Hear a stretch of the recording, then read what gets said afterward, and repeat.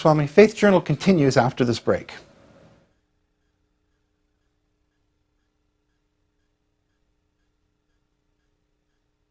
Welcome, Dr. Swamy. Thank you. The question I have is on the 60th anniversary of independence, India's independence, the nation is emerging economically. What impact is that having on faith and culture in the nation overall?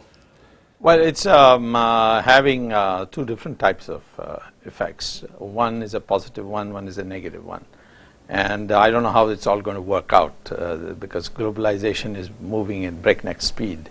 The positive side is that suddenly the rich Indians, well-to-do Indians are feeling the need for how to manage stress, and they are increasingly turning to spiritual leaders in India, and the spiritual leaders are getting enormous audiences, very large. I mean, we politicians feel jealous of the turnout, with people coming.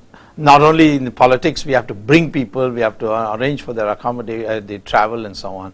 Here, people not only come on their own, but they also pay for listening to these spiritual leaders, yoga teachers. So there's been a tremendous growth of temples, temple revenues, and so on. And as the prosperity has increased, the possibility of a renaissance in Hinduism, thanks to these broad-minded spiritual teachers who have spawned across the country. They've also come abroad, some of them, and set up places here. But the negative factor is there were certain glorified institutions which are under threat. For instance, the family. The family has been a great shock absorber for the community. We have no social security system in place even today, and the unemployed or the handicapped and so on were always accommodated within the family. And the net result is that this family is being disrupted into nuclear families. We have four families to five families living together in a big place, now being converted into nuclear families. And so naturally this is one aspect. The second is the taste revolution that is taking place in the terms of food, in terms of clothing and so on. That is making people concerned that whether we are losing our roots, we are forgetting our past. And the desire to learn Indian languages and so on is going down because English is such a premium, and we have so much access to learning English. So these are some negative aspects. But I think if I go by historical trends of India, the way of thinking of a Hindu is so ingrained. I think in the end the compromise will be worked out. We'll have a modern Hindu who will not have the past obscurantist practices and prejudices and superstitions, and at the same time committed to Hindu institutions. And I think globalization may help, because we see this abroad too, that rich Indians are playing a major role in ensuring that good textbooks are written on Hinduism and so on in modern language. You see, the challenge with globalization is how do you maintain your own culture in the face of this huge, I guess it's mostly Western, mostly American culture. The Japanese seem to have done a fairly good job at it. How is India going to withstand this wave, so to speak? Well, I think the Japanese haven't done a good job. They're still, I think they're still too narrow-minded. They're unable to accept foreigners. They have a huge demographic problem, and I think maybe I should have qualified good job to say they've actually put the fortress walls up, is what I should have said. Yeah, that's right. I think Indians that way have a much more open approach, and we can absorb. We have absorbed in the past. We can absorb, and I don't think that I find, for example, 10 years ago, if there was an Indian marriage, a Hindu marriage, the bridegroom would be dressed in Western clothes, which is Thai clothes. And now that's gone. There was 10 years ago, children were calling their mothers and fathers mummy and daddy. That's gone. And wearing traditional Indian clothes has now become a thing to do on social occasions.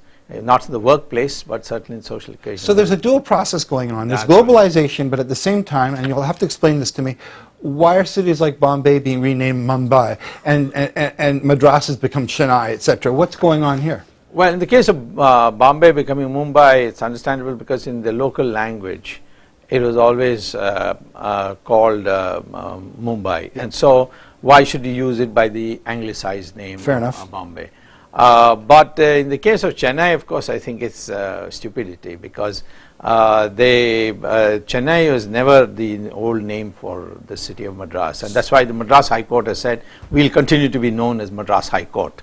We will not change. So our what name. was that about? That was the party in power had a phobia about if they were to go back to the old name, the non-British name of then it would have been called Mylapore or something else which had connotations with Hinduism, and the present dispensation in power is anti-religious. I'm fascinated by your comment earlier about how people of means are now returning to faith. Yes.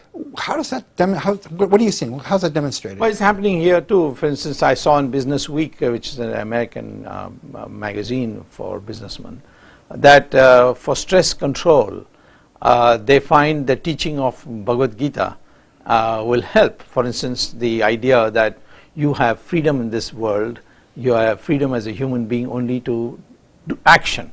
But the fruit of that action, how it will come, in what form it will come, is not in your hands. That's in the hand, as God says, in my hands. I might give you a lousy job and a wonderful wife, or a lousy wife and a wonderful job. You're not going to have everything. So this reduces, this kind of mental outlook reduces stress.